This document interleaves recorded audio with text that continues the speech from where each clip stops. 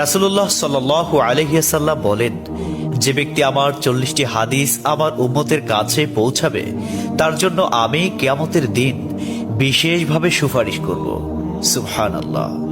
Number 2, মানুষের মধ্যে যারা মৃত্যুকে বেশি করে স্মরণ করে এবং তার জন্য প্রস্তুতি নেয় তারাই সবচেয়ে বুদ্ধিমান। নাম্বার 3, প্রত্যেক জিনিসের জাকাত আছে, আর দেহের জাকাত হচ্ছে রোজা। নাম্বার 4, যে তার সময় আল্লাহর জন্য ব্যয় করে না তার জন্য জীবন অপেক্ষা মৃত্যু শ্রেয়। নাম্বার 5, যারা সব সময় ইস্তিগফার তথা ক্ষমা প্রার্থনা করে তাদের সাথে উঠা বসা করুন, কেননা তাদের হৃদয় সবচেয়ে কোমল হয়। নাম্বার 6, তুমি যত সিজদা দিবে আল্লাহ তত গুনাহ তোমার মাফ করে দিবেন। সুবহানাল্লাহ। নাম্বার 7, সূরা ফাতিহা প্রায় 1000 রোগের ওষুধ।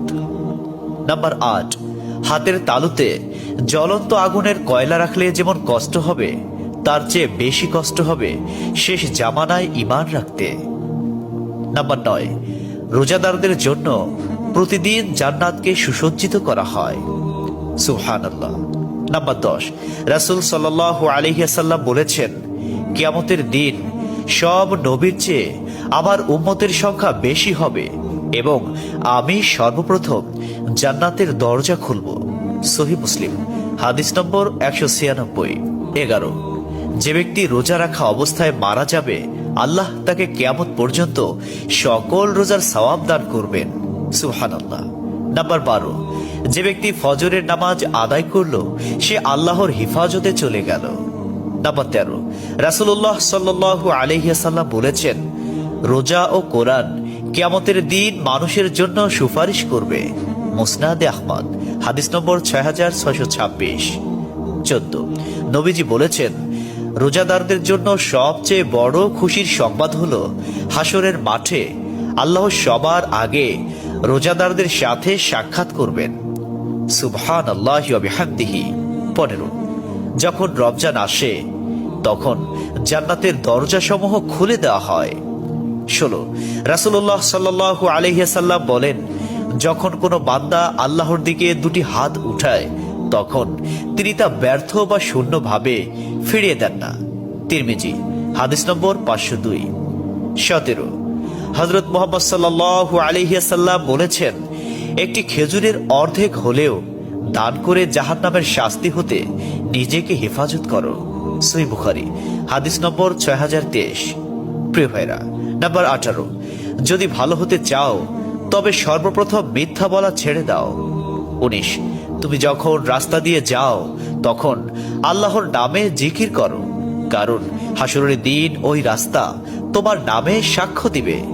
20, তোমরা সব সময় উজু করো, কারণ কিয়ামতের দিন যারা উজুকারী তাদের হাত পা উজ্জ্বল থাকবে। সুবহানাল্লাহি ওয়া বিহামদিহি। 21, যার দুঃখ বেশি তার প্রতি আল্লাহর রহমতও বেশি। 22, যখনই নামাজে দাঁড়াবেন জীবনের শেষ নামাজ মনে করবেন। 23, যে মহিলা গর্ভাবস্থায় 1 খতম কোরআন পাঠ করবে তার গর্ভের ওই সন্তান একজন নেককার বান্দা হিসেবে দুনিয়াতে আগমন করবে। সুবহানাল্লাহ। 24, চুপ থাকার কারণে মানুষের যেই মর্যাদা হাসিল হয় তা 60 বছর নফল ইবাদত হতে উত্তম। সুবহানাল্লাহ। 25, রাসূলুল্লাহ সাল্লাল্লাহু আলাইহি ওয়াসাল্লাম বলেছেন, জান্নাতের সবচেয়ে নিকটবর্তী আমল হলো সময় মতো সালাত আদায় করা। সহিহ মুসলিম, হাদিস নম্বর 260। 26, যে ধোঁকা দেয় সে আমার উম্মতের অন্তর্ভুক্ত নয়। 27, তুমি জানো তুমি সঠিক তবু তর্ক করো না, তর্কে জড়াইও না। 28, হযরত মুহাম্মদ সাল্লাল্লাহু আলাইহি ওয়াসাল্লাম বলেছেন, তোমরা বিপদে পড়ে মৃত্যু কামনা করবে না, বরং বলবে, হে আল্লাহ, যে পর্যন্ত জীবিত থাকা আমার জন্য কল্যাণকর আমাকে ততক্ষণ জীবিত রাখুন, এবং যখন মৃত্যু আমার জন্য কল্যাণকর তখন তুমি আমাকে মৃত্যু দাও। 29, সূরা ইয়াসিনকে কুরআনের হৃদয় বলা হয়। 30, হযরত মুহাম্মদ সাল্লাল্লাহু আলাইহি ওয়াসাল্লাম বলেন, মায়ের একটি কষ্টের নিঃশ্বাস 7টি দোজখের চেয়েও ভয়ঙ্কর, আর একটি সুখের হাসি 8টি বেহেশতের সমান। সুবহানাল্লাহ। 31, যে অন্যের বাবা মাকে গালি দিল সে যেন নিজের বাবা মাকেই গালি দিল। 32, রাসূলুল্লাহ সাল্লাল্লাহু আলাইহি ওয়াসাল্লাম বলেছেন, আমি যা জানি তোমরা যদি তা জানতে পারতে তবে নিশ্চয় খুব কম হাসতে এবং খুব বেশি পরিমাণে কাঁদতে। 30, মানুষ যদি মৃত ব্যক্তির আর্তনাদ দেখত এবং শুনতে পেত তাহলে মানুষ মৃত ব্যক্তির জন্য কান্না না করে নিজের জন্য কাঁদত। 34, মহানবী সাল্লাল্লাহু আলাইহি ওয়াসাল্লাম বলেছেন, সূরা ফাতিহা তোমরা ধীরে ধীরে পাঠ করো, কারণ মহান আল্লাহ নিজে তার জবাব দেন। সুবহানাল্লাহ। হাদিস সূত্র মুসলিম 910। 35, রাসূলুল্লাহ সাল্লাল্লাহু আলাইহি ওয়াসাল্লাম বলেছেন, কিয়ামতের দিন যে জিনিসটি মুমিনদের পাল্লায় ভারী হবে সেটি হচ্ছে সুন্দর চরিত্র, আখলাক। আবু দাউদ হাদিস নম্বর 4101। 36, কবরের ভিতরের প্রথম চাপ পৃথিবীর সকল কষ্টকে হার মানিয়ে দেবে। 37, হযরত মুহাম্মদ সাল্লাল্লাহু আলাইহি ওয়াসাল্লাম বলেন, যে ব্যক্তির অন্তরে এক সরিষা দানা পরিমাণ অহংকার থাকবে সে জান্নাতে প্রবেশ করতে পারবে না। সহিহ মুসলিম হাদিস নম্বর 91।